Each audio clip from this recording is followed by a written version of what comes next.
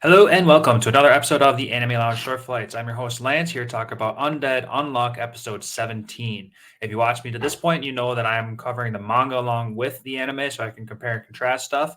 And today's episode covers chapters 33 and half of 35. Now stay tuned because I'll give you guys a little bit of a spoiler what's going to happen in the next episode because I read ahead because it was really good. And so just stay into the end. This was a great episode, a lot of action, a lot of stuff going on. It's really fun to watch Burn because he's just this giant hunk of a melted monster. It's like he's basically like a volcano monster, and he's just jetting himself up. Billy, he's trying to escape with Rip and Atla. They got their own mission. They want to destroy God themselves, and then Rip and Atla just really want to rule and have some fun along the way. And they have some kind of side goal after all this stuff is said and done. So a little bit more explanation would be nice about that for future reference, but really doesn't matter at this point.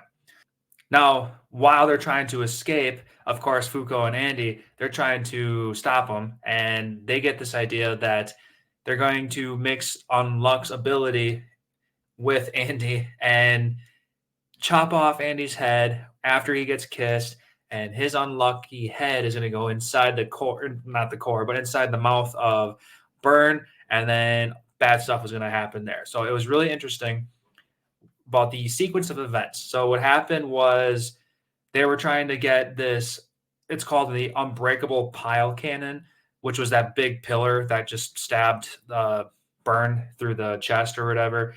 And then okay, so that happens. He gets stabbed, unluckily.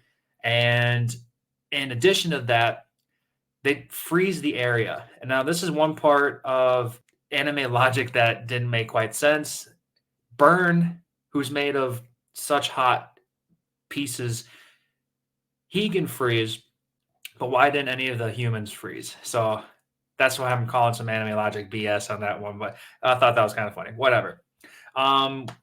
So Burn stopped in his tracks. Now it's time to fight Billy himself. And we get to see again that Billy is copying these unabilities. He's using Undead, he's using Unjustice, and he's using another one, whatever. So he's confirming that he has the ability to copy. But that's all we're seeing. Oh, top speed ability. And he's not using any more than just those three. We saw downstairs that he was using the guns, whatever, but he's sticking to these ones. And I wonder if that's creator's choice or if it's because he's limited to something. And we'll see in the end, because I'm also going to question why doesn't he use Tatiana's ability? Tatiana's got the untouchable and she can create this barrier around her. And that could be pretty useful. Like, no one's going to be able to touch him, Billy, if he just creates an untouchable barrier around himself. I don't know. So I'm questioning the limit of this new ability, this secret ability that he's actually got. And I'm very curious on what his ability might even be called, because maybe he is unfair and his ability is just to steal stuff and make the situation unfair. I don't know. That's just a guess. I think that it sounds like it could be work. It could work. Sounds like it could be worked with. So I'll be very interested in that. I don't know for sure. I haven't read that far to confirm anything. But in the end, Burn melts all the ice and they end up evacuating the whole building. They reach land and they're getting ready to take off. But not without one last effort from the Union. Fuko takes Apocalypse. Apocalypse pumps her full of all these memories. And he escapes, but only for a split second because Billy, who's got Unfeel, or I said Billy, Phil. Phil's got Unfeel.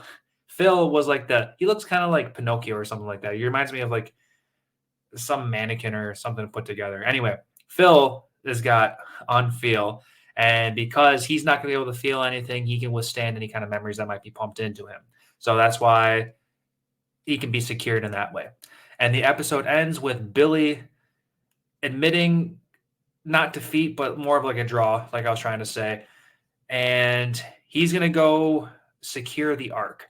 And we don't know what the Ark is quite yet because our team doesn't even really know what Ark is. So they'll explain that in the next episode, I assume. And because we have Apocalypse, Billy can't receive the rewards or anything like that. So that's why it's a draw. So we're going to have to see what happens there. So that's really how this episode ends. And now that you guys have stuck around, I'll share the spoiler. It's going to be something real quick and interesting enough. So during the conversation that the team is having to try to come up with a plan, Juiz reveals that the Earth is on a loop. So this is not the first time that the world has come to an end. In fact, it's happened multiple times. And it makes sense because Andy is over 200 years old easily.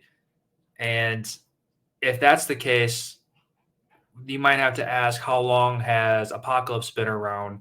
And we'll come to find out that not Andy himself, but his alter ego, Victor, the one with the black hair, the total badass, he has been a part of previous Apocalypse deals.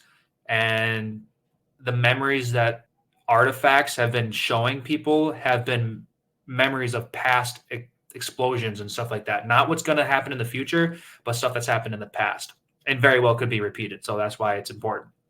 But the point is, the world has been destroyed multiple times over and over again. And Juiz has put together this team in order to stop God so that it stops being destroyed. And that's what it's all about.